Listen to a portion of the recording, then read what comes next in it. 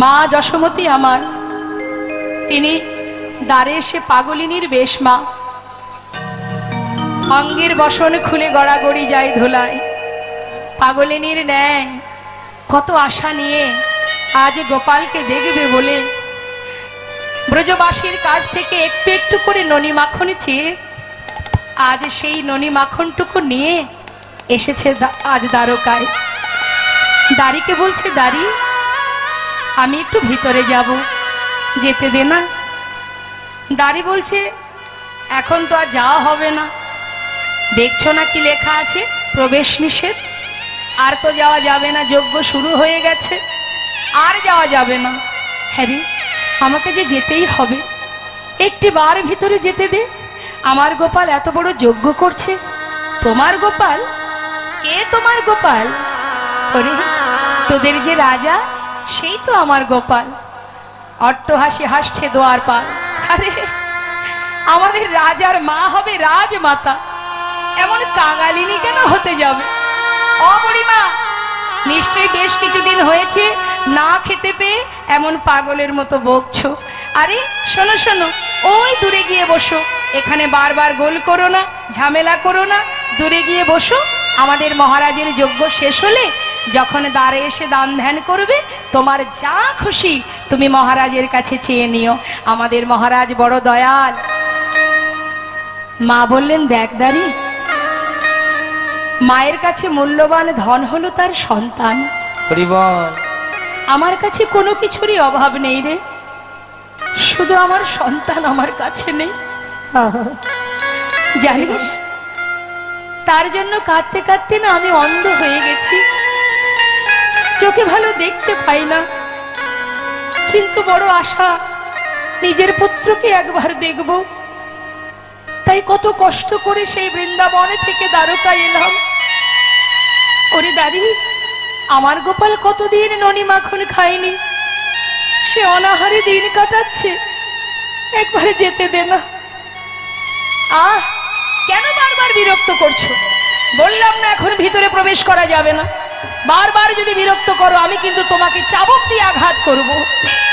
মা বললেন, মারবি তো মার, যত খুশি মার, কিন্তু তবুও বলবো, তোর হাতে ধরি, তোর পায়ে পড়ি, একবার আমায় যেতে দে, একটি বার যেতে দে। আমার গোপাল যে না খেয়ে আছে, একবারে যেতে দে। কোনো কথাই না শুনে দাঁড়িয়ে দেখছে, তো কোনো কথাই শুনছে না, বিরক্ত করছে। চাবুক নিয়ে আঘাত করতে শুরু করলেন। যতবার তার অঙ্গে চাবুকের আঘাত পড়ছে, ততবার মা চিৎকার করে গোপাল গোপাল বলে ডাকছে। গোপাল রে,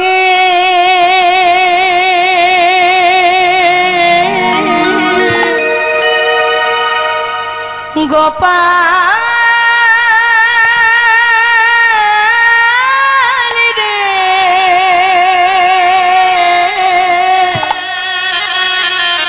সাড়া দে গোপাল, সাড়া দে গোপাল রে,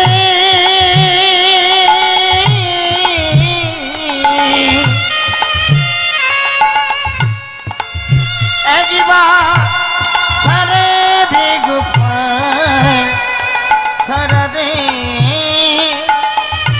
গোপাল রে,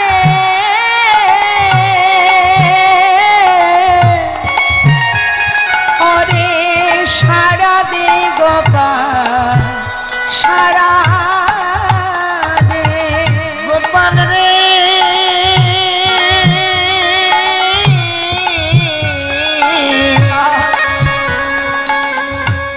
সারা দে গোপাল,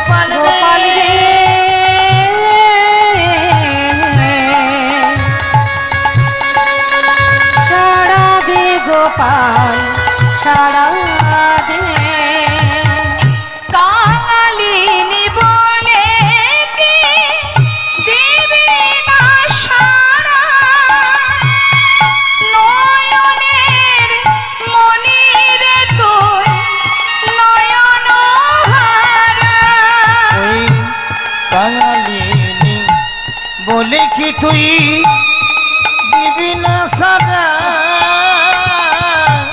নয়নে মনি রে তুই নয়ন তারা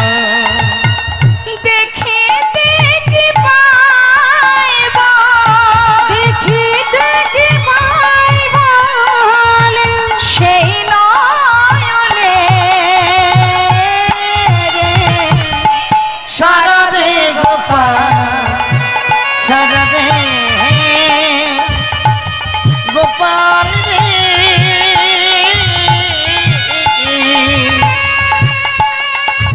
সারা দে গোপাল সারা দে যে বাঁশি বাজিয়েছিলি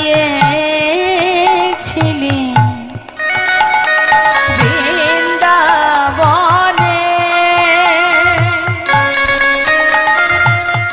সে বাঁশি বাজা আবার সবারই কানে যে বাঁশি বাজিয়েছিলি বৃন্দাবনে সে বাঁশি বাজাও আবার সবারই কানে ওরে গোপাল রে ওরে আমার নয়ন মনি একবার সারা দে ওরে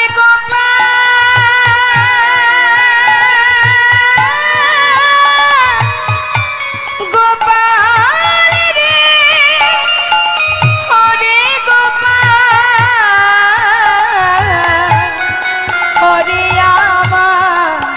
আমার নয়ন মনি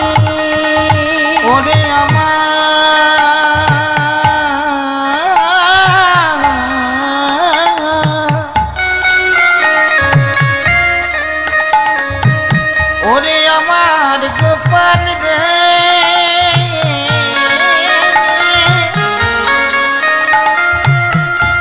শুধু একবার আমায় মা মা বলে ওরে আমার নয়ন মনি নয়ন তারা ওরে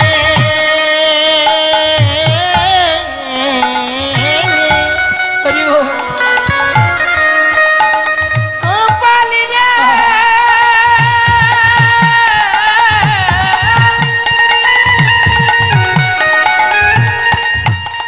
ওরে আমার নয়ন মনি নয়ন তারা শুধু একবার দেখা দে গোপাল রে ওরে আমার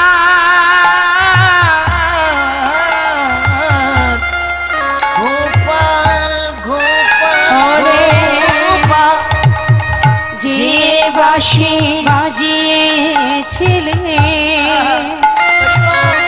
বৃন্দাবনে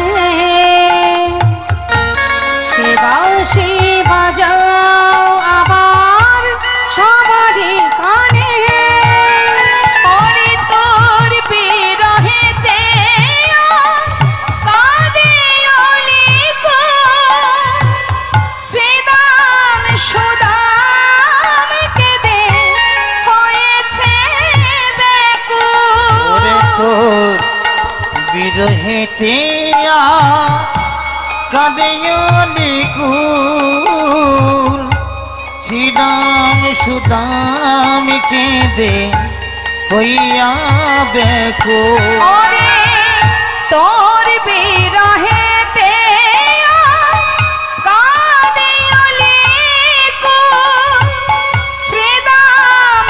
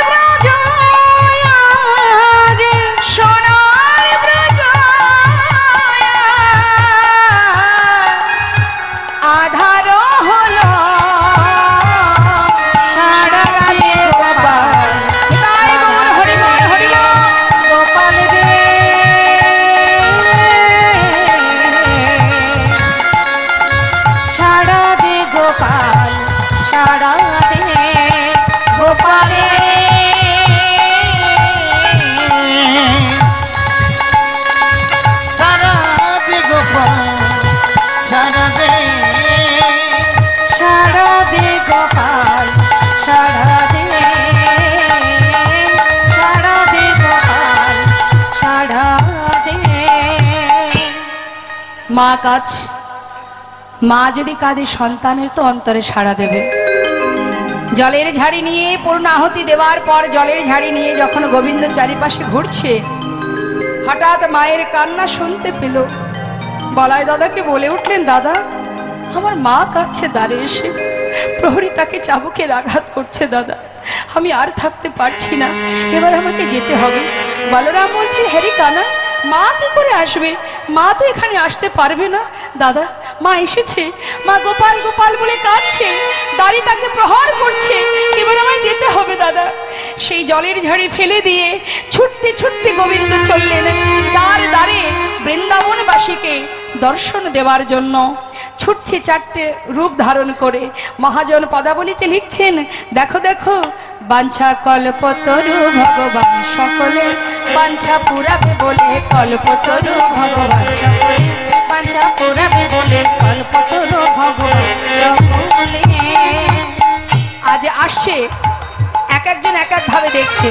সখ্য প্রেমে সখা গান দেখিতে পাইল, সখ্য প্রেমে সখা গান দেখিতে পাইল, ভাই কানাই বলে কাঁধে তুলে নিল, ভাই কানাই বলে কাঁধে তুলে নিল,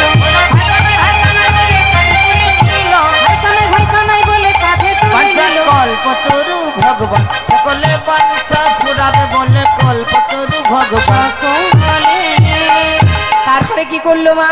নন্দয়োপানন্দ দেখে দোয়ারে দাঁড়ায়, নন্দয়োপানন্দ দেখে দোয়ারে দাঁড়ায়, প্রাণ গোবিন্দ আসে দুটি বাধা মাথায় লয়ে, প্রাণ গোবিন্দ আসে দুটি বাধা মাথায় লয়ে, আসে দুটি বাধা মাথায় লয়ে, প্রাণ গোবিন্দ আসে দুটি বাধা মাথায় লয়ে। কল্পতরু ভগবান সকলে বাঞ্ছা পুরাবে বলে কল্পতরু ভগবান সকলে।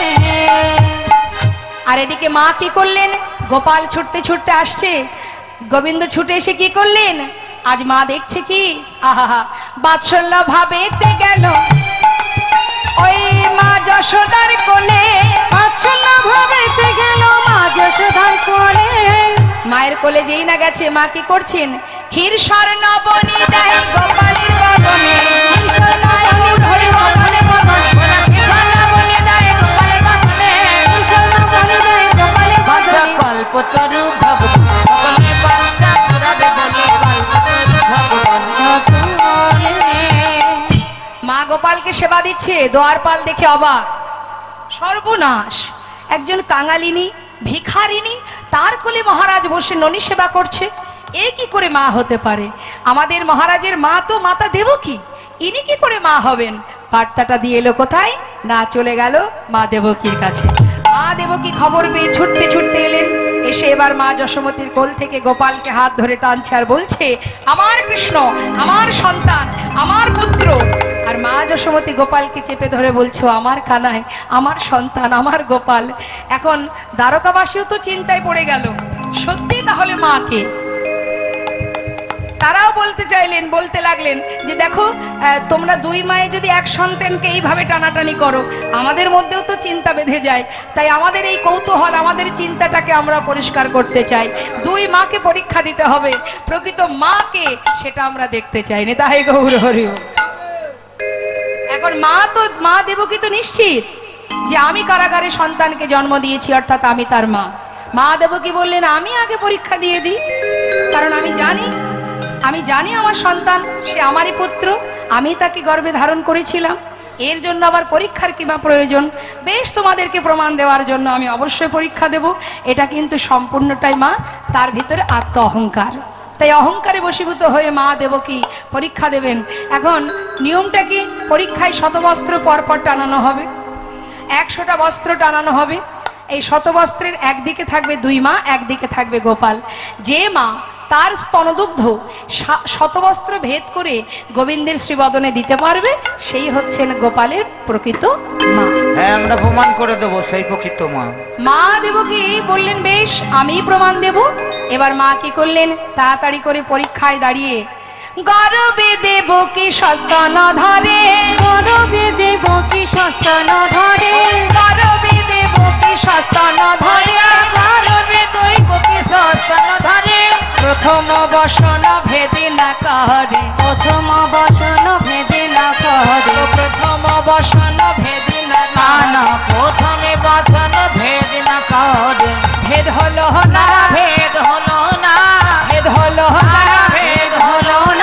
প্রথম বসন ভেদ হলো না, বচন ভেদ হলো না, প্রথম বসন ভেদ না করে, প্রথম বসন ভেদ না করে।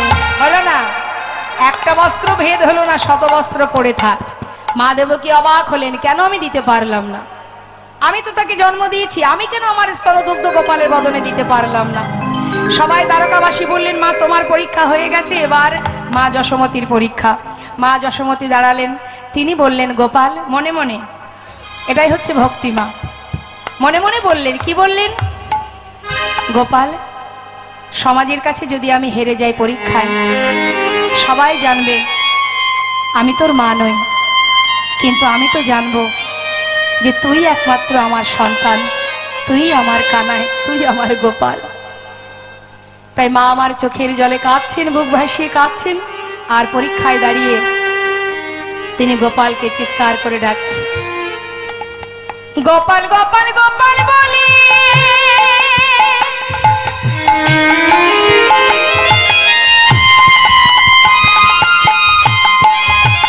মায়া আমার কাঁদিতে লাগিল,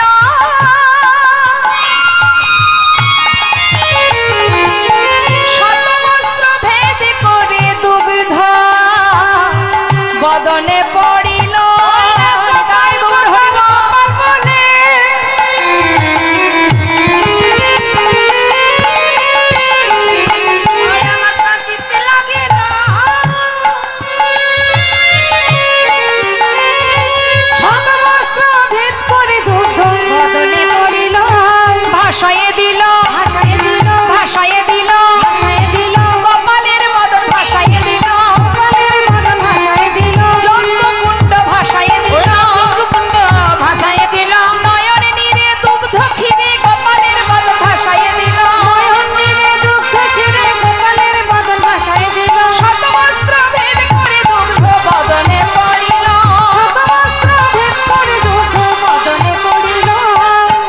তাহলে প্রকৃত মা কে হলো? মা দেবকে জিজ্ঞাসা করলেন, তবে আমি তোকে জন্ম দিলাম, আমি কেন দুগ্ধ দিতে পারলাম না? বলে উঠলেন, গোবিন্দ ভেবে দেখো মা পুরবের কথা, তুমি ছিলে রাম অবতারে মাতা কৈকেয়ী, আমার মাতা কৌশল্যা পিতার আদেশ মতো 14 বৎসরের জন্য বনে যাবার কালে এক বাটি দুগ্ধ এনেছিল, তুমি সেই দুগ্ধ আমাকে খেতে দেবে না বলে ফেলে দিয়েছিলে। শুধু তাই নয় মা, ফিরে আসবার পর 14 বৎসর পরে তুমি আমাকে বলেছিলে, রাম আমি যে অন্যায় করেছি তোর প্রতি, বাবা কথা দে এই জন্মে তোর মা হতে পারিনি, তাই পরের জন্মে আমি যেন সন্তান রূপে আমার গর্ভে তোকে ধারণ করতে পারি। আমি কথা দিয়েছিলাম মা, তাই হবে। আমি এসেওছি তোমার গর্ভে, তুমি কারাগারে আমাকে জন্ম দিলে, জন্ম দেওয়া মাত্রই কংসের ভয়ে পিতার মাথায় করে আমাকে গোকুলে পাঠিয়ে দিলে, সেদিনও তুমি আমাকে একটু হলেও দুগ্ধ পান করাওনি, তাহলে আজ কেন দুগ্ধ পান করব? আর এই যে মা যশোমতী, তার দুগ্ধ কেন পান করলাম? তিনি ছিলেন সেই ধরাসতী, বৈষ্ণব রূপে গিয়েছিলাম তার গৃহে, তিনি তার বৈষ্ণব সেবার জন্য কারোর ঘরে এক মুষ্টি তণ্ডুল না পেয়ে এক মুদি দোকানে নিজের একটি স্তনের বিনিময়ে তণ্ডুল ধার করে ভিক্ষা করে আমাদের বৈষ্ণব সেবা দিয়েছিল। সেই দিনে আমি কথা দিয়েছিলাম, যে স্তনের বিনিময়ে আজ বৈষ্ণব সেবা দিলে পরের জন্মে সন্তান হয়ে সেই স্তনদুগ্ধ আমি পান করব না। তাই বৃন্দাবনে যশোমতী মায়ের অঙ্গনে মা মারা চৈতন্য হয়ে পড়ে আছেন, যেন হঠাৎ শুনতে পেল নুপুরের রুনুঝুনু, বলে উঠল, কে রে তুই কি আমার গোপাল এলি? নুপুরের রুনুঝুনু শব্দ শোনা যায়, আমি তো চোখে ভালো দেখতে পাই না, তুই কে? দেবর্ষী নারদ বললেন, মা আমি দ্বারকা থেকে এসেছি, আমি দেবর্ষী। ও দেবর্ষী, আমার গোপাল কেমন আছে? সে ভালো আছে মা, সে অনেক ভালো আছে। আমি কেন এসেছি জানো? তোমার পুত্র প্রভাস নদীর তীরে যজ্ঞ করছে, তাই তুমি দেরি করো না মা, শীঘ্রই যাও, সবাইকে নিমন্ত্রণ করেছে, তোমাদেরও জানিয়ে গেলাম, শীঘ্রই গুছিয়ে নিয়ে যাত্রা করো। স্বর্গ মর্ত পাতাল সব জায়গায় নিমন্ত্রণ করার শেষে বৃন্দাবনে নিমন্ত্রণ। আর বৃন্দাবনে যখন নিমন্ত্রণ হচ্ছে মা, তার আগেই কিন্তু অন্যান্য স্বর্গমর্ত পাতালের যত ভক্ত তারা সবাই আগে যাত্রা করেছে, খবর পাওয়া মাত্রই যাত্রা করেছে। অবশেষে খবর পেয়েছে বৃন্দাবনবাসী, তাদের যেতে দেরি হচ্ছে। এদিকে দেবর্ষী নারদ বৃন্দাবনে সবাইকে ডেকে ডেকে এই বার্তা দিচ্ছে। এমন সময় ললিতা, বিশাখা, রাধারানী, ক্ষণে চৈতন্য, ক্ষণে অচৈতন্য চিৎকার করে বলে উঠলেন,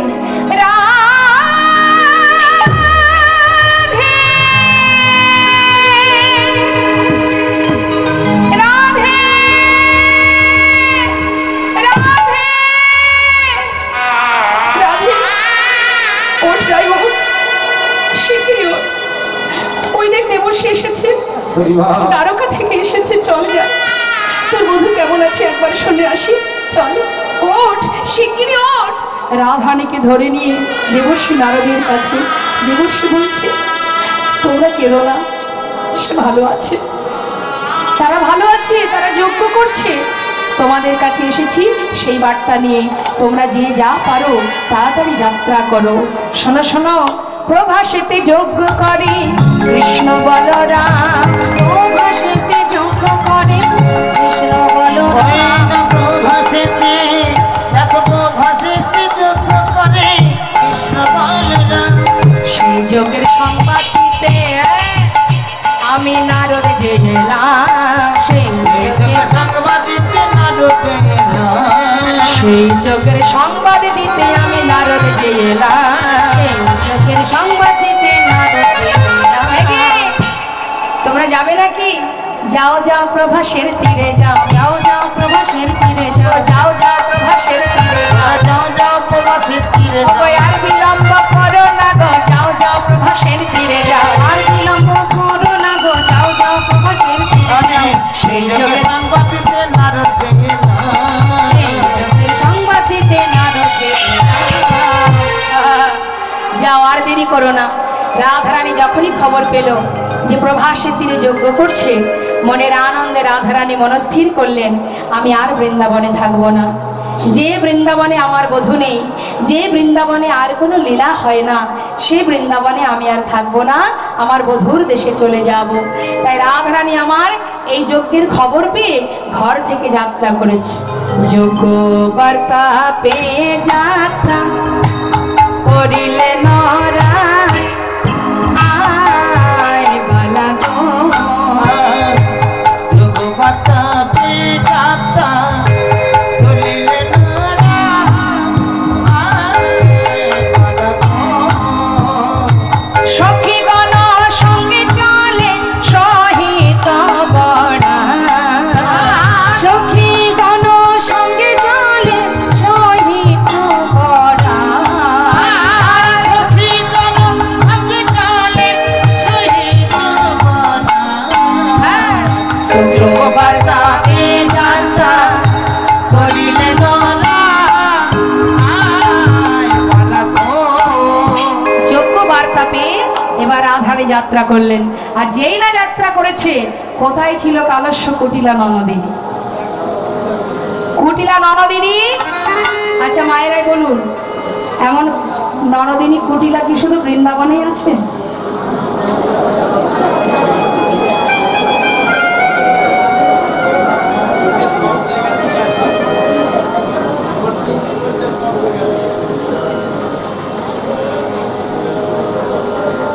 সন্তান মাতা পিতার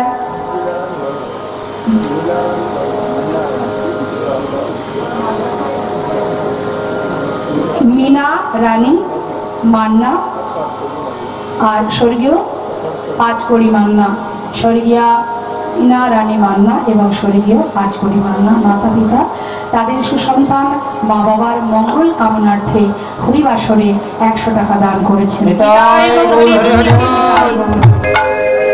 রাধে। আচ্ছা, আমি বুঝতে পারছি আপনারা ভালোবেসে হরিবাসরে দান করতে আসছেন, কিন্তু যেহেতু লীলা চলছে, যা রাধে রাধে। আস্তে বাবা আস্তে। হ্যাঁ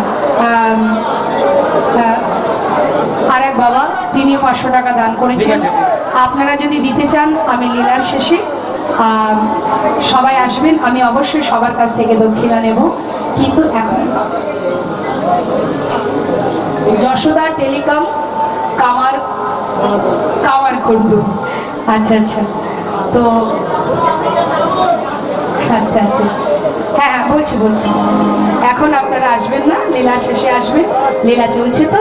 হ্যাঁ, এই ভাবটা প্রেমটা নষ্ট হয়ে যাবে। যা রাধে রাধের সামনে তাই বল। তাই এবার কি হলো মা, কুটিলা ননদিনী তিনি এসে দাঁড়ালেন রাধানের সামনে। এই বউ, তখন কুটিলা কহে কুটিলে রাখালেতে মনে সপিলে। কুটিলা কহে কুটিলে রাখালেতে প্রাণ সপিলে। চিরকালে তোর এই বউ কলঙ্ক গেল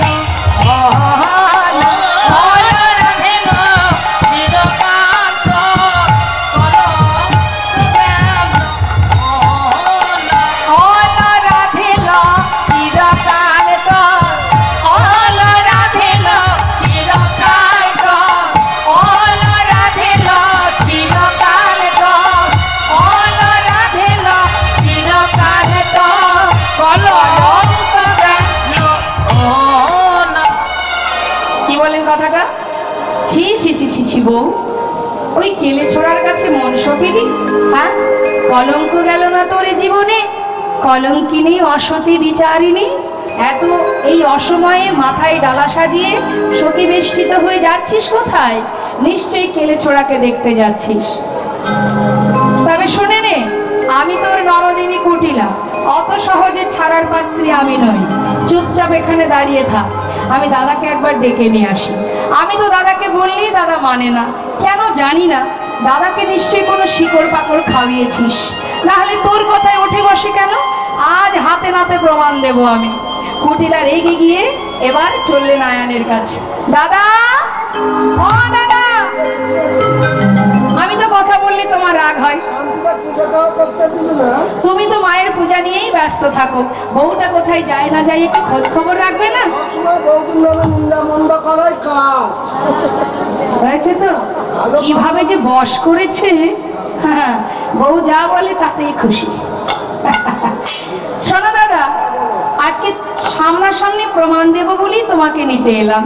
তাহলে এতদিনের দোষটা, আমার প্রতি যে দোষটা তুমি বারবার বলো, সেটা থাকবে না। আমি আজকে তোমাকে সাক্ষাৎ দর্শন করাবো। তোমার বউ কাউকে কিছু না বলে মাথায় ডালা সাজিয়ে পথের ধারে দাঁড়িয়ে আছে, শিগগিরই আমার সঙ্গে চলো। হ্যাঁ, দেখাতে পারবো। তাহলে আর দেরি কেন, একটু দাঁড়া। আয়ান কি করেছে মা? ছুটে গিয়ে মায়ের হাত থেকে ওষিটা নিয়েছে। ক্রোধেতে আয়ান হয়ে কম্পমান, ক্রোধেতে আয়ান হয়ে কম্পমান, ক্রোধেতে আয়ান হয়ে কম্পমান, ওষি তুলে নিল হাতে। ক্রোধেতে আয়ান হয়ে কম্পমান, ওষি তুলে নিল হাতে। কাঁপিতে কাঁপিতে দাঁড়ালো আসিয়া কুটিলার সম্মুখেতে, কাঁপিতে কাঁপিতে দাঁড়ালো আসিয়া কুটিলার সম্মুখেতে। এই দেখ ওষি নিয়ে এসেছি, এই দেখ ওষি নিয়ে এসেছি, এই দেখ ওষি নিয়ে এসেছি, এই দেখ ওষি নিয়ে এসেছি। চুলের কাঁটা দূর করিতে, এই দেখ ওষি নিয়ে এসেছি, চুলের কাঁটা দূর করিতে, এই দেখ ওষি নিয়ে এসেছি। কাঁপিতে কাঁপিতে দাঁড়ালো, কাঁপিতে কাঁপিতে দাঁড়ালো ক্রোধেতে আয়ান হয়ে কম্পমান, কাঁপতে কাঁপতে মায়ের হাত থেকে ওষিটা নিয়েছে। কুলের কাঁটা আজ আমি দূর করবই। তাড়াতাড়ি করে ওষি নিয়ে কুটিলার হাত ধরে চললেন রাধানের কাছে। রাধানের কাছে এসে যেই না দাঁড়িয়েছে, দেখছে সত্যি রাধানি মশারা মাথায় নিয়ে দাঁড়িয়ে আছে। এসে জিজ্ঞাসা করলেন আয়ান, ছি ছি ছি ছি ছি। হ্যাঁ রে বউ, এই বউ, আমাকে ছেড়ে যাচ্ছিস কোথায়? বল, কোথায় চলেছিস? ছি ছি ছি ছি। হ্যাঁ রে, সব কুলে কালি দিয়ে ঘরের লক্ষ্মী পরপুরুষের কাছে যাওয়া। নিজ পতি তেজি পরপতি ভজি, নিজ পতি তেজি পরপতি ভজি, নিজ পতি তেজি পরপতি ভজি, পরপতি ভজি, বজিলি রাখাল সহানে।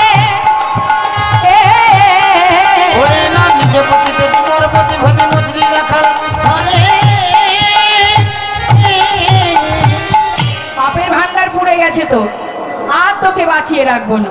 হলো পূর্ণকাল ঘুচাবো জঞ্জাল, এই ছিল তোর কপালে। হলো পূর্ণকাল ঘুচাবো জঞ্জাল, এই ছিল তোর কপালে। হলো পূর্ণকাল ঘুচাবো জঞ্জাল, এই ছিল তোর কপালে। হলো পূর্ণকাল ঘুচাবো জঞ্জাল, এই ছিল কপালে। রাধে তোর প্রাণ নাশিব, রাধে তোর প্রাণ নাশিব, ফুলের কাঁটা দূর করিব, রাধে তোর প্রাণ নাশিব। ফুলের কাঁটা দূর করিব, রাধে তোর প্রাণ নাশিব। হলো পূর্ণকাল ঘুচাবো জঞ্জাল, এই ছিল তোর কপালে। হলো পূর্ণকাল ঘুচাবো জঞ্জাল, এই ছিল কপালে। পাপের ভান্ডার পুড়ে গেছে, পরিপূর্ণ হয়ে গেছে, তাই জঞ্জাল ঘোচাবার জন্য, কুলের কাঁটা দূর করবার জন্য আমি ওষি নিয়ে এসেছি। তোকে আর আমি বাঁচাবো না। মায়ের চরণে বলি দিয়ে তারপরে ঘরে ফিরবো। আয়ান যেই না আঘাত করতে যাবে রাধানীকে, রাধানীর প্রাণ নেবে, এখন সঙ্গে সঙ্গে রাধানী মনে মনে ভাবলেন উপযুক্ত সময় হয়েছে আয়ানকে পুরাবের কথা স্মরণ করানো। তাই রাধানী দেরি না করে যোগমায়া পূর্ণমাসী মা যোগমায়াকে স্মরণ করলেন।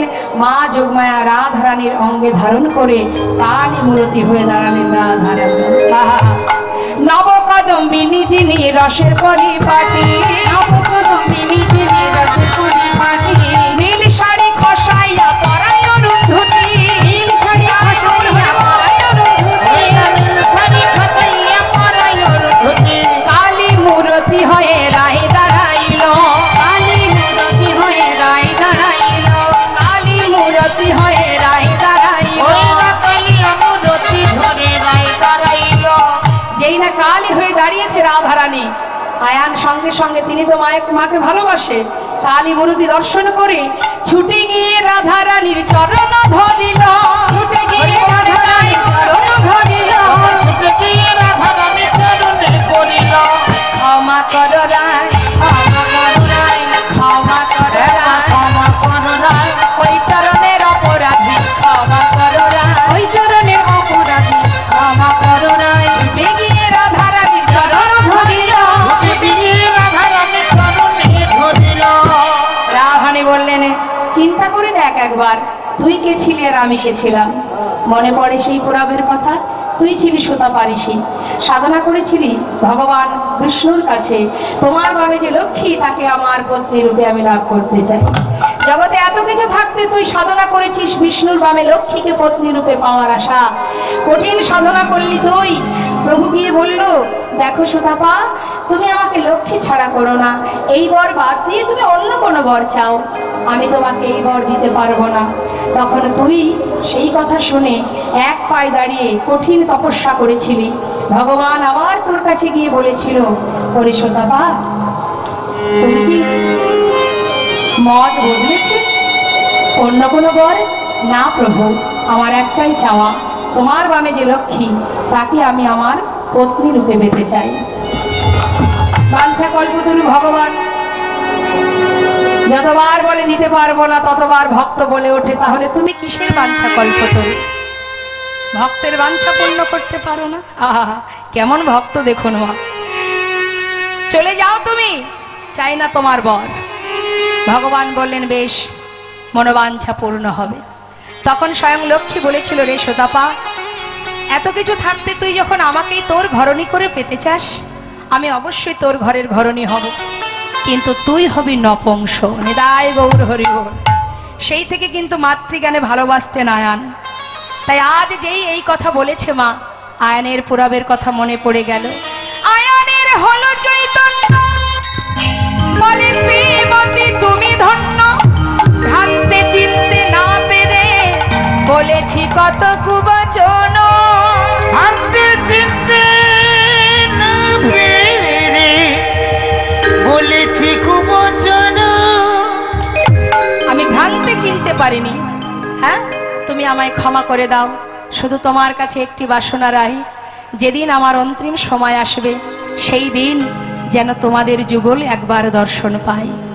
জটিলা কুটিলা বলে উঠলেন, এতদিন তোকে ঘরে বেঁধে রেখেছিলাম শুধু যুগল দর্শন পাওয়ার আশায়। ওরে বউ, আমাদের মনে একটা বাসনা, এই জীবনে যখন ঘরে বেঁধে রেখেও যুগল দেখা হলো না, মৃত্যুকালে যেন একবার তোদের যুগল দেখতে পাইনি। তাই গৌর হরিবল হরিবল। সবাইকে আশীর্বাদ করে রাধানী সখী বেষ্টিত হয়ে চলে গেলেন দ্বারকায়। বৃন্দাবনবাসী যখন প্রবেশ করলো দ্বারকায়, তখন দ্বারকার চারটে দ্বারই বন্ধ হয়ে গেছে। প্রথম দ্বারে মা যশোমতী, দ্বিতীয় দ্বারে নন্দ উপনন্দ ব্রজবাসীগণ, তৃতীয় দ্বারে সখাগণ, চতুর্থ দ্বারে রাধারানী অষ্টসখীগণ। 4 দ্বারে দাঁড়িয়ে আছে, লেখা আছে প্রবেশ নিষেধ। সখীগণ রাধারানীকে নিয়ে দাঁড়ালেন। যেই না দাঁড়িয়েছে, দাড়িকে বলছে, এই দাড়ি পথ ছেড়ে দিয়ে ভিতরে যাব। দাড়ি বললেন, যাওয়া হবে না, এই দেশে যেতে পারবে না। তোমরা রমণীগণ শুদ্ধ বসন পরে স্নান করে শুদ্ধ বসন পরে এসো, তারপরে তোমাদেরকে যেতে দেব। সখীরা বলে উঠলেন, শোন শোন, তুই আমাদেরকে স্নান করতে বলছিস? কোথায় স্নান করতে যাব? গঙ্গায়।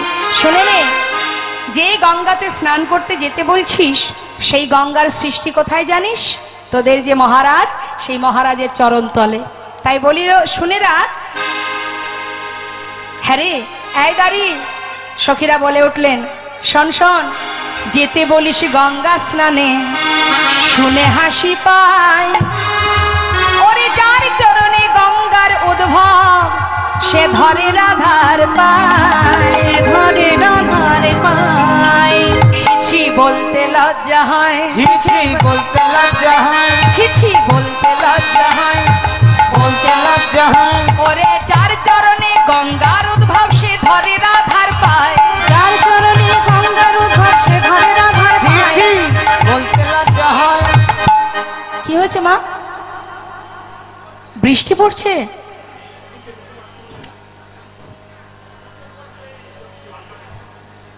খুব জোরে হচ্ছে কি?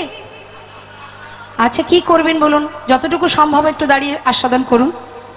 তখন বলে উঠলেন সখীগণ, হ্যারে রায়, এই দাড়িগণ বলে কি রে?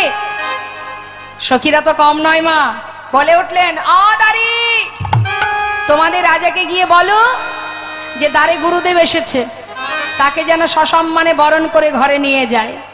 বলগা যা তোর রাজা রে, রাজগুরু এসেছে দ্বারে। বলগা যা তোর রাজা রে, রাজগুরু এসেছে দ্বারে। পায়ে ধরে নিয়ে যেতে বল, ওহে দাঁড়ি, পায়ে ধরে নিয়ে যেতে বল, ওরে দাঁড়ি। কিসের যোগ্য কাহারে রে, কিসের যোগ্য কারে রে, কেমন যোগ্য কারে রে, কেমন যোগ্য কারে রে। গুরু বিনা তোদের রাজা, কেমন যোগ্য কারে রে। গুরু বিনা তোদের রাজা, কেমন যোগ্য করে রে। পায়ে ধরে নিয়ে যেতে বল, ওহে দাঁড়ি। পায়ে ধরে নিয়ে যেতে বল, ওরে দাঁড়ি। দাঁড়ি একবার রাধারানীর দিকে তাকাচ্ছে, আর একবার মহারাজের কথা ভাবছে যে আমাদের যে রাজা, এত বড় রাজ্যের যিনি রাজা, তার গুরু কিনা এই রমণী। মুখের দিকে তাকিয়ে আছে। সখীরা বলছে, হা করে দেখছিস কি? গিয়ে বল তোদের রাজাকে যেন পায়ে ধরে তার গুরুকে নিয়ে যায়। গুরু ছাড়া কি যোগ্য হয় রে? যা যা যা, দেরি করিস না। আর এদিকে সখাগণ, তারা যে দ্বারে দাঁড়িয়ে আছে, কানায় কানায় বলে বন্ধু সখা বলে ডাকছে, একবার দেখা দে ভাই। তুই কি জানিস না, বৃন্দাবনে যে আর ভালো লাগে না। তুই না থাকলে সে আনন্দ কোথায় পাবো রে? একবার দেখা দি। এত বড় রাজ্যে রাজা হয়েছিস তুই, আমাদের কথা কি ভুলে গেছিস? মহারাজ, শুধু এটাই চিন্তা করছি, জীবনে আর কত অপরাধ কুড়াবে, আর কত পাপ বহন করবে, কি হবে তোমার উপায়? প্রভু বলছে, কেন দেবর্ষি, আমি তো কিছুই বুঝতে পারছি না তোমার কথা। মহারাজ, মনে পড়ে কুরুক্ষেত্রের কথা? কত মাকে কাঁদিয়েছ তুমি, কত মায়ের অভিশাপ তোমার মাথার উপর। আজ বৃন্দাবনে সবাই কাঁদছে, সেই কান্না, সেই দুঃখ তুমি বুঝবে কি করে? প্রত্যেকটি মানুষের চোখের জলে তোমার জীবনের অভিশাপ হয়ে দাঁড়াচ্ছে। আর কত কাঁদাবে তুমি? এবার তো তুমি কৃপা করো, তোমার অপরাধ খণ্ডন করো। তুমি কি করে করব আমি? কি করার আছে আমার? প্রভু যেই না এমন কথা বলেছে, দেবর্ষি নারদ ভাবলেন, এই তো সুযোগ, এই সুযোগটা কাজে লাগিয়ে সমস্ত বৃন্দাবনবাসীকে আমি দ্বারকায় নিয়ে আসব, সবার সঙ্গে প্রভুর মিলন করাবার জন্য। তাই তিনি বললেন, মহারাজ রাজার অপরাধ খণ্ডনের একটাই উপায়, সেটা হলো যজ্ঞ করতে হবে। এটা শুধু মহারাজ তোমার ক্ষেত্রে নয়, যুগে যুগে হয়ে আসছে, যুগে যুগে এটাই হয়ে আসছে। যেমন ত্রেতায় রামের রাজা ছিল, অশ্বমের যজ্ঞ কইল। ত্রেতায় রামের রাজা ছিল, অশ্বমের যজ্ঞ কইল। ত্রেতায় রামের রাজা ছিল, অশ্বমের যজ্ঞ কইল। দানব্রত যজ্ঞ হবে এবে, মহারাজ দানব্রত যজ্ঞ হবে এবে।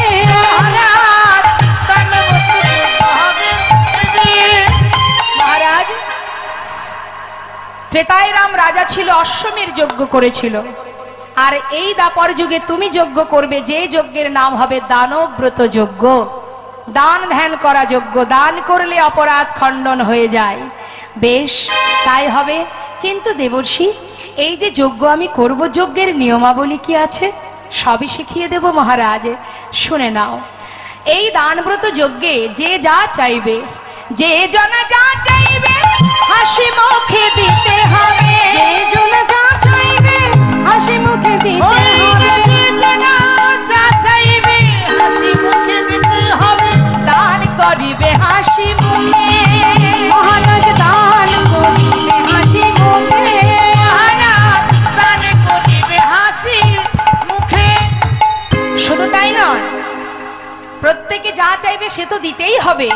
দেবার সময় যেন মুখটা শুকিয়ে না যায়। আমাদের হয় না মা, ইচ্ছা নেই দেবার, তাও দিতে হবে।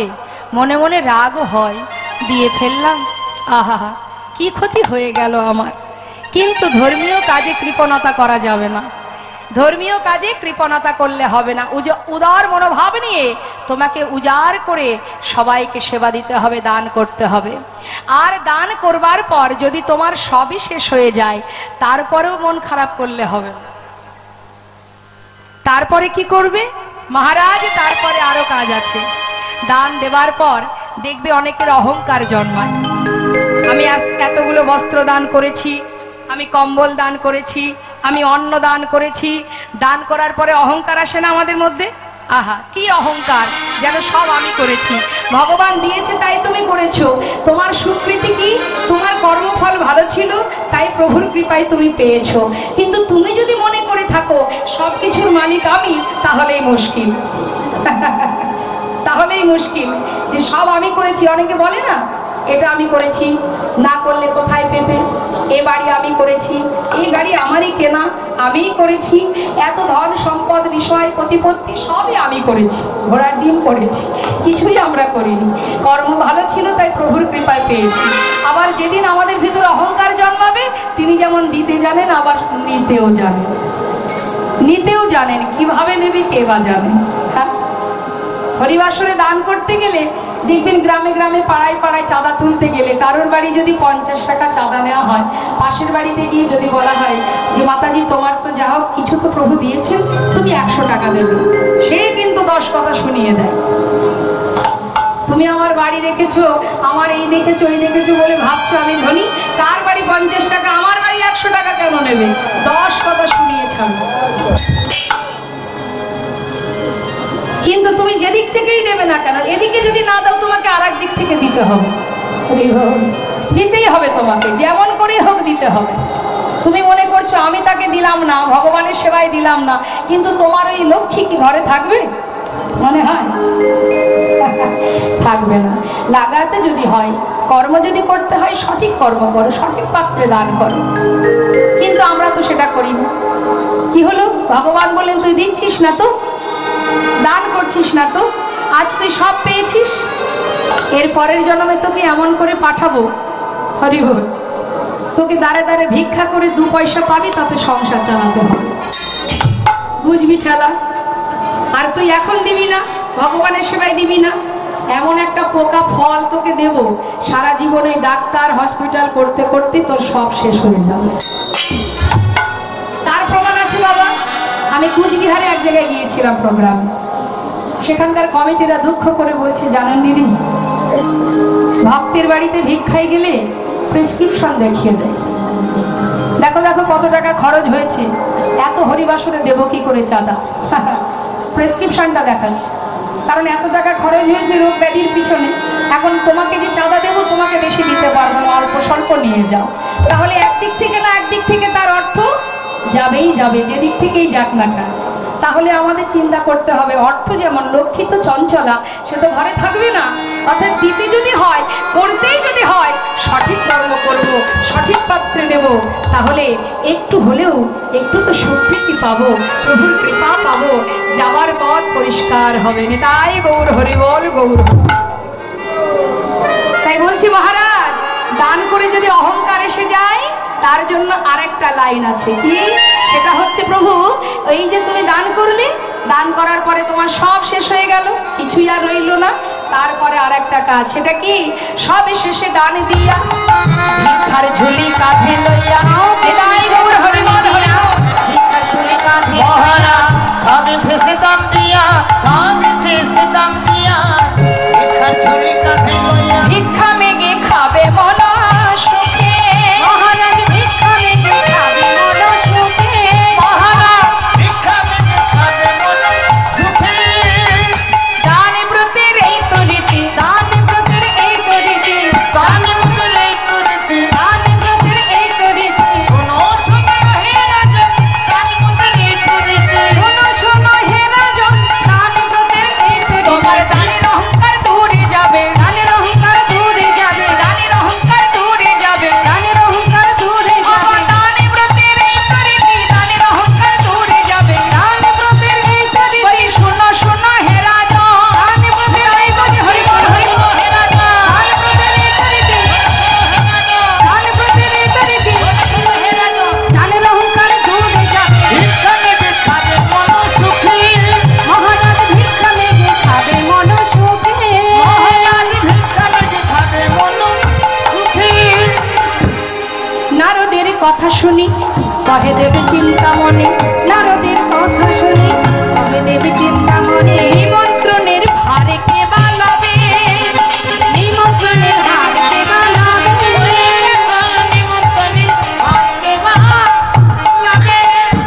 চিন্তা করে বলছে গোবিন্দ, সবই মানলাম তোমার কথা, তা নিমন্ত্রণের ভারটা কে নেবে, কে নেবে, কার উপরে দেব দায়িত্ব? তখন মহাজন পদাবলীর শেষে বলে উঠলেন, তাহা শুনি মোহনে কয়, চিন্তা কেন দয়াময়, তাহা শুনি মোহন কয়, চিন্তা কেন দয়াময়, তাহা শুনি মোহনে কয়, চিন্তা কেন দয়াময়, তাহা শুনি মোহন কয়, চিন্তা কেন দয়াময়, দেবর্ষির ভারে দাও এবে, ওই দেবর্ষির ভার দাও এবে, মহারাজ দেবশ্রীর ভার দাও এবে, নিমন্ত্রণের ভারটা দেবর্ষির হাতে দিয়ে দাও, কারণ সে সারাদিন প্রতিদিন ওই স্বর্গমর্ত পাতাল ঘুরে ঘুরে ঘুরে ঘুরে বেড়ায়। তা যে এত ঘোরাঘুরি করে 365 দিন চারিদিকে ঘুরে ঘুরে বেড়ায়, তা তার তো সব অলিগলি চেনা, তাই না? আর তার গাড়িটা কি ঢেকি, যদি সরু গলি হয় তাও চলে যাবে। তা দেরি না করে তার কাছে দায়িত্বটা দিয়ে দাও, সেই নিমন্ত্রণের দায়িত্ব নেবে। ভগবান নিমন্ত্রণ পত্র লিখলেন, স্বর্গমর্ত পাতাল গুরুজন, গুরুর নিমন্ত্রণ হলো। নিমন্ত্রণ পত্র লিখে এবার বলরামের হাতে দিয়ে বললে, দাদা দেখো তো ঠিক আছে কিনা। এখন দাদা বললেন, ভাই তুই তো সব জায়গার পত্র লিখেছিস, বৃন্দাবনের পত্র কেন লিখিস না? গোবিন্দ বললেন, দাদা তুমি এমন কথা বলবে আমি জানি, আপনজনকে কখনো কেউ পত্র দেয় না, নিজের মানুষকে কেউ পত্র দেয়। আমি বৃন্দাবনের পত্র সেই কারণেই লিখিনি দাদা। আজ আমি দেখতে চাই, নিমন্ত্রণ করলে সবাই আসে, আর বিনা নিমন্ত্রণে কারা আসে? যারা নিজের জন হয়। আমিও দেখতে চাই বৃন্দাবনের খবর পাওয়া মাত্রই আমাকে কে দেখতে আসে, যে আমার কাছে আসবে আমি জানবো সেই হলো আমার একমাত্র আপনজন। তাই গৌর হরি বল। তাই পত্র লিখল না বৃন্দাবনবাসীর জন্য, সেই দুঃখ করেছিলেন সখাগণ এবং রাধারানীর অষ্টসখী। দেখেছিস রায়, সবার জন্য পত্র লিখলো, সবাই পেল পত্র, আমাদের জন্য করলো না, কোনো পত্র দিল না। রাধারানী বলেছিলেন, সখী দুঃখ করছিস কেন, আমরা তো তার নিজের জন, আমাদেরকে সে কেন পত্র দেবে বল। হরি বল, হরি বল। কেমন প্রেম দেখুন মা। স্বর্গমত্ত পাতালে নিমন্ত্রণ করে গোবিন্দ, আহা দেবর্ষী নারদ সে কি করলো, চিন্তা করছে নিমন্ত্রণ তো সব জায়গায় হলো, বৃন্দাবনবাসীর জন্য পত্র লেখেনি, ঠিক আছে, খবর দিতে তো আর বাধা নেই, যাই একবার খবরটা দিয়ে আসি। আর এদিকে ভগবান বিশ্বকর্মাকে স্মরণ করে প্রভাস নদীর তীরে যজ্ঞের আয়োজন করবার সমস্ত বন্দোবস্ত শুরু করে দিলেন। আর দেবর্ষি নারদ এলেন। ভগবানকে যারা ভালোবাসে তাদের সত্যি কষ্ট পেতে হয়, সেটা সারা জীবন পেতে হয়। তার প্রমাণ শুধু আমাদের মতো সাধারণ জীব নয়, একবার চিন্তা করে দেখুন, কত ভক্তের কথা বলবো, সারা জীবন কষ্ট পেল মা সীতা, যার বনবাসে যেতে হলো, আহা, নিয়ে চলে গেল, বনবাসে রইল, তারপরে অগ্নি পরীক্ষা হলো, তারপরে আবার তাকে পাতালে চলে যেতে হলো। সুখ পেয়েছিল ভগবানের সহধর্মিণী হয়ে। হরে কৃষ্ণ। চিন্তা করে দেখুন, কষ্টের কোনো সীমা ছিল না। নামাচার্য ছিল ঠাকুর হরিদাস, ভগবানকে ভালোবাসত বলে দিনের পর দিন সমস্ত সাধুগুরু বৈষ্ণবের অবহেলা, লাঞ্ছনা, এমনকি মুসলমান সমাজের কাছে তাকে অনেক অনেক কষ্ট পেতে হয়েছিল, চাবুকের আঘাত সইতে হয়েছিল।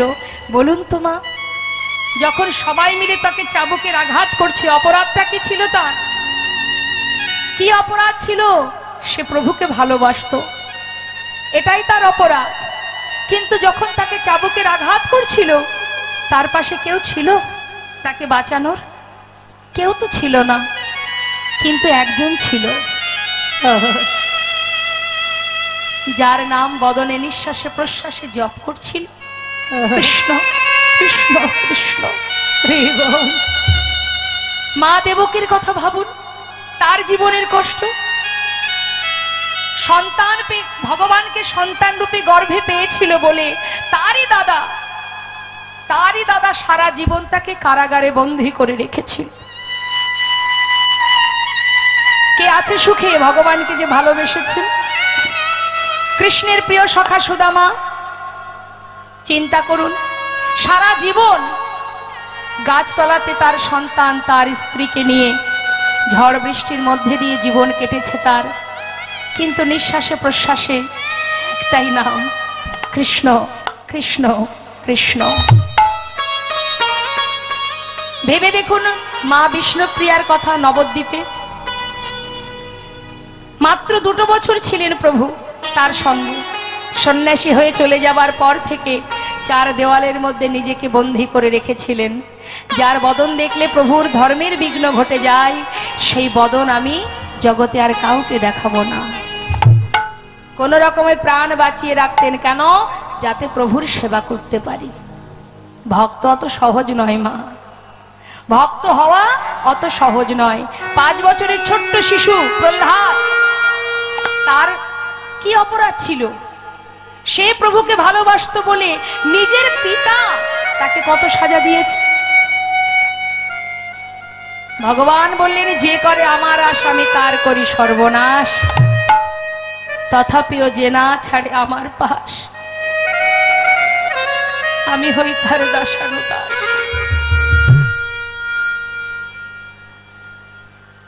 অত সহজ নয়। জীবনে যত কষ্টই পাই না কেন, যত দুঃখই পাই না কেন, প্রভু তুমি ছাড়া আমার আর কেউ নাই।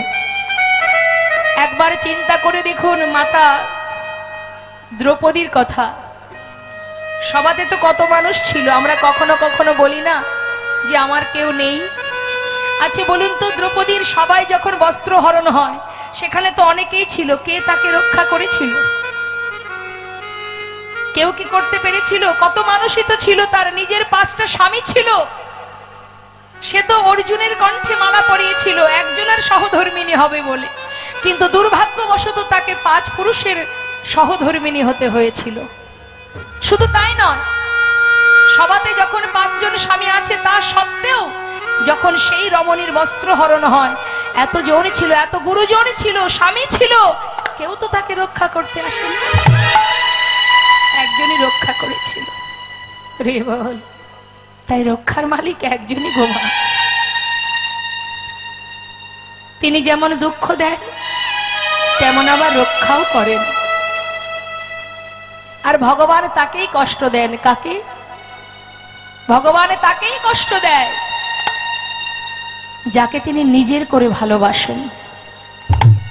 প্রেমময়ী রাধারানী একদিন নয়, 2 দিন নয়, 100 বৎসর কৃষ্ণহারা হয়েছিলেন, কিন্তু তথাপিও কৃষ্ণ ছাড়া আর কিছু জানত না। এটাই হচ্ছে শুদ্ধ প্রেম।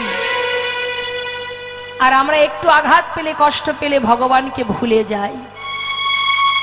তাহলে ভগবানকেই যদি ভুলে যাব, কাকে আশ্রয় করব? জগতে কে আছে যে তাকে আশ্রয় করা যায়? যায় না। আজ দেখুন, দেবর্ষি নারদ বলে উঠলেন, বৃন্দাবনে সবাইকে কাঁদিয়ে তুমি কি সুখে আছো প্রভু? আমি দেবর্ষি নারদ, তুমি কাঁদিয়ে কি সুখ পাচ্ছ আমি গিয়ে দেখতে চাই। সবাই বলে আমি নাকি গন্ডগোলের গোসাই, বলে না বাবা? কোথাও দেখবেন ঝগড়া হলেই নারদের নাম জপ করে, যেন আরো জোরদার হয় ঝগড়াটা। কিন্তু গন্ডগোলটা যে বেশ অনেকদিন আগে থেকে পাকানো থাকে সেটা কিন্তু কেউ ভাবে না, সবই নারদের ঘাড়েই দোষটা পড়ে। তাই নারদ বলছে, সবাই বলে আমি গন্ডগোলের গোসাই, কিন্তু গন্ডগোলটা যে অনেক দিন ধরে পাকানো আছে সেটা কেউ ভাবে না। হে প্রভু, তুমি গন্ডগোল পাকিয়ে রেখেছো, আর এবার আমি নারদ, আমি দেখতে চাই যে তুমি কত সুখে আছো, আমি না দেখে যাচ্ছি না। তাই দেবর্ষি নারদ নিজের বীণাকে বলছে, বীণা, এতদিন যার নাম করেছিস ভুলে যা ওই নাম, ওই নাম আর করতে হবে না, আজ থেকে রাধা নাম জপ কর। নিতাই গৌর হরি বল হরি। তাই বীণাকে বলছে, রে বীণা, বলো বলো যন্ত্র, রাধা নামে মন্ত্র, বলো বলো যন্ত্র, রাধা নামে মন্ত্র, বলো বলো যন্ত্র, রাধা নামে মন্ত্র, বলো বলো যন্ত্র, রাধা নামে মন্ত্র, যাগ যজ্ঞ ব্রত পূজা কিছু নাহি আর। বলো বলো যন্ত্র, রাধা নামে মন্ত্র, যাগ যজ্ঞ ব্রত পূজা কিছু নাহি আর। মারি বলো বলো বীণে, রাধা নামে বীণে। বলো বলো বীণে, রাধা নাম বীণে। বলো বলো বীণে, রাধা নামে বীণে। এ ত্রিভুবনে কিছু নাহি আর। বলো বলো যন্ত্র, রাধা নামে মন্ত্র, বলো বলো যন্ত্র, রাধা নামে মন্ত্র, যাগ যজ্ঞ ব্রত পূজা কিছু নাহি আর।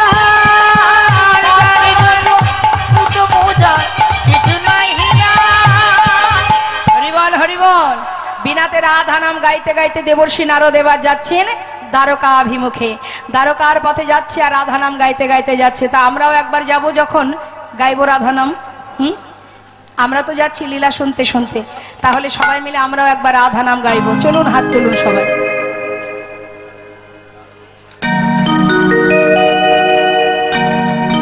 প্রত্যেকে হাত তুলবেন, নাহলে গাইবো না। ভগবানের সেবার জন্য যদি হাত থেকে থাকে একবার তুলুন। হাত তো সেটাই যেটা গোবিন্দ সেবায় লাগে। হ্যাঁ, হরিবল হরিবল হরিবল। রাধে রাধে রাধে রাধে রাধে রাধে বল, রাধে রাধে রাধে রাধে রাধে রাধে বল, বলো রাধে রাধে রাধে রাধে রাধে রাধে বল, রাধে রাধে রাধে রাধে রাধে রাধে বল। প্রত্যেকে হাতে তালি দেবেন, আপনাদের তালে তালেই আমি গাইবো। তবে যেমন খুশি তেমন, এক একজন এক এক সময় তাল দিলে হবে না, তালে তালে। ঠিক আছে, এক তালে তুলুন।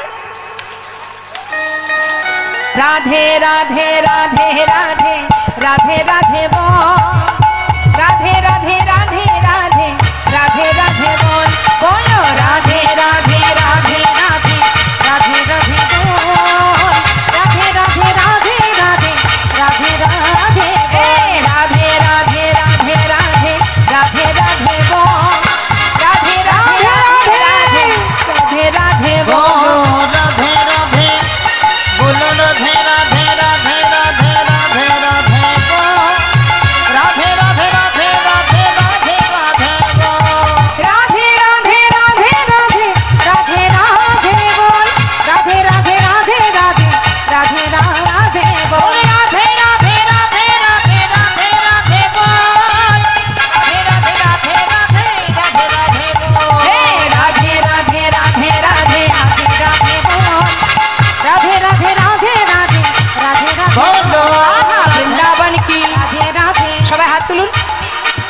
বৃন্দাবন কি বলুন, জোরে জোরে বলবেন রাধে রাধে, খুব জোরে বলবেন, যতটা কণ্ঠে সুর আছে। এখানে কিন্তু রাধারানী আছেন, কণ্ঠে যতটা জোর আছে সেই জোরে রাধা নাম করবেন। তুলুন হাত। বৃন্দাবন কি, যমুনা মাই কি, राधा कुंड की, श्याम कुंड की, कैलाशवन की, मधुबन की, राधे राधे मधुबन की, राधे राधे केशी घाट की, राधे राधे वंशीवाट की, राधे राधे मोहनवन की, राधे राधे माधवीवन की, लोहवन की, तम्रवन की, राधे राधे कमलवन की, राधे राधे भंडीवन की, राधे राधे मधुबन की, आगे पीछे दाहिने बाएं, बोल बोल में ऊपर नीचे बोलो राधे राधे